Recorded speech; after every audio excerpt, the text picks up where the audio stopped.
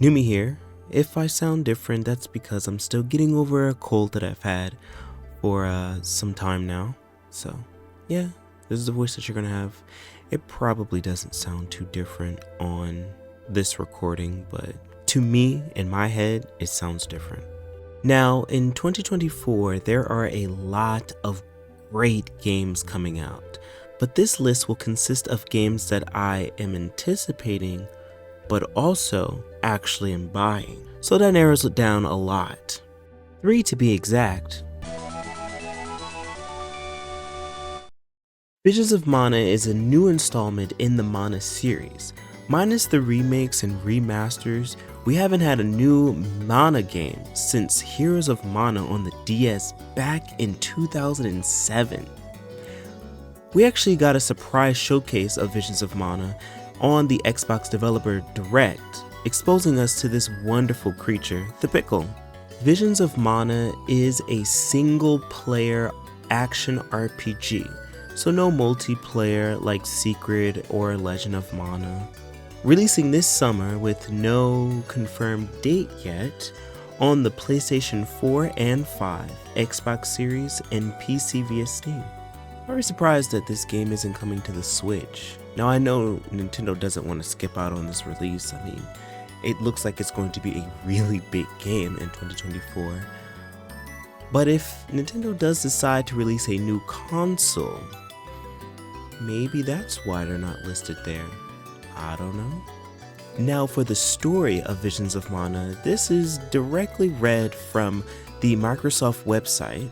This spiraling new single-player action RPG, they're really drilling that in, single player, puts you in the shoes of Vol, a curious and carefree young man and skilled fighter. One eventful night, his childhood friend is chosen as an alm, someone who must travel to the Mana Tree and rejuvenate the flow of the mana power.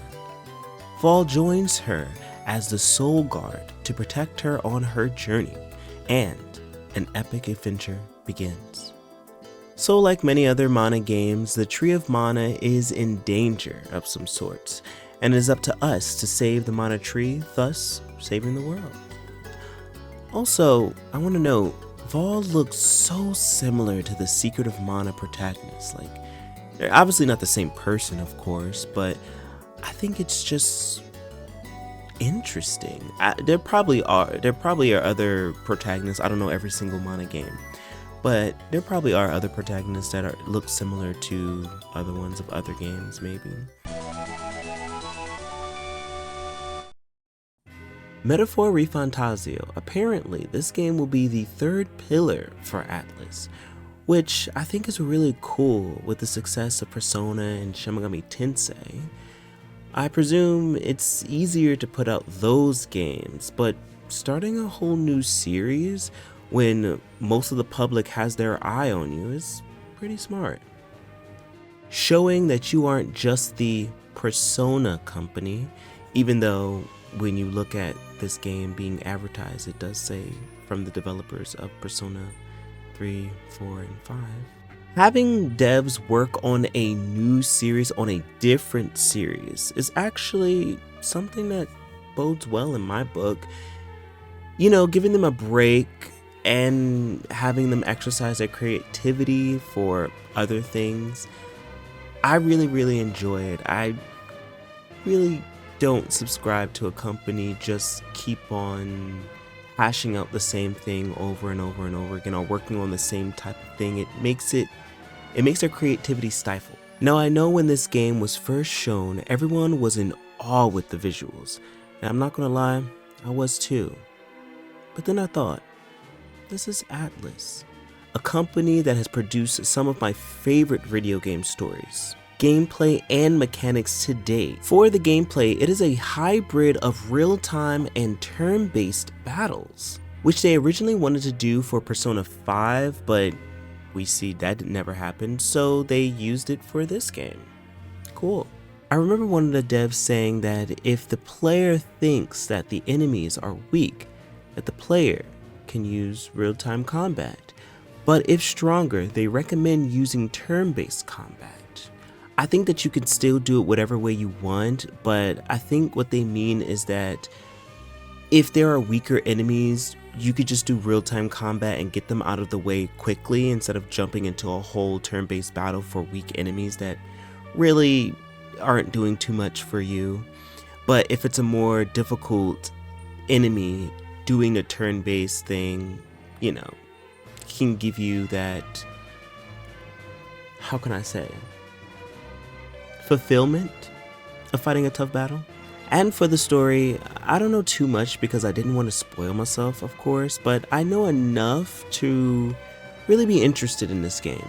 You, the protagonist, which isn't their name, I actually don't know if they have a name, but the protagonist is a friend of the king who has fallen comatose, I believe, and you all as a kingdom have to elect a new king, because if you don't, the world will end. I actually forgot what would end the world. I don't know what entity it is, but honestly, I kind of don't want to look it up right now because I want to play the game and be exposed then when I'm playing it.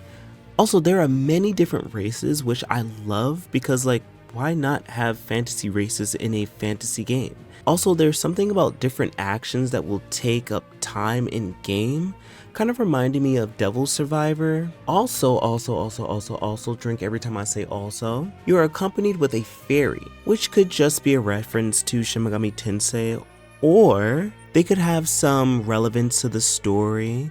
They are the only fairy that I've seen in a trailer, so that could come into play. There's just so much to this game. I just can't wait to get my hands on it. Metaphor Reantaso will be releasing this fall of 2024 on PlayStation 4 and 5, Xbox Series, and PC via Steam. Last but certainly not least, Sandland. Now, I have to be honest, before seeing the first trailer, I had no idea what Sandland was. I also had no idea that it was a manga. I shortly found out afterwards. Also, there's a movie that already came out in Japan, but will be releasing worldwide Q2 of this year, 2024, is what I read on Google. So, I know nothing about Sandland's story, and I kind of want to keep it that way. Like going into the game not knowing anything, then watch the movie, and then lastly get into the manga. That's probably weird. I'm pretty sure people probably do it the opposite way, like they get into the manga first and then they do everything else, but you know, whatever. Now, the combat of Sandland really surprised me. I was thinking it could be a turn-based or an action game, but vehicle combat is what it has. In the trailers, Beelzebub, who is the main character, the little pink demon kid person, is seen shooting creatures and other vehicles, which looks freaking awesome. We actually have a date for Sandland, which is April 26th of 2024 for, you guessed it, PlayStation 4 and 5, Xbox Series, and PC via Steam. There are some trends with these three games. Firstly, they were all announced last year and will be releasing this year. Being a gamer these days, when you see a trailer, especially for an RPG, you'll see it today and won't be able to play the game for 5 or so years. But it just feels right to do it this way. I understand trying to gain hype, but you kind of lose your momentum when you announce the game before someone enters high school and then someone's like in mid-college and the game finally comes out. Like, maybe we did announce it a little too early. You know, I know some people try to give the excuse of like, you know, testing out the waters and seeing what the fans like and whatnot, but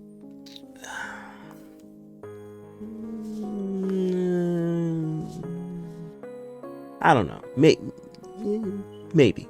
And the second trend is that none of these games are coming to Switch. Metaphor and Sandland doesn't really look like they could be on the Switch, the current Switch out right now, but Visions of Mana really looks like it can wiggle its way onto the Switch. These great games are coming out in 2024 and none for the Switch. Interesting. Numi out. Metaphor refund. I probably sound so bad. Okay.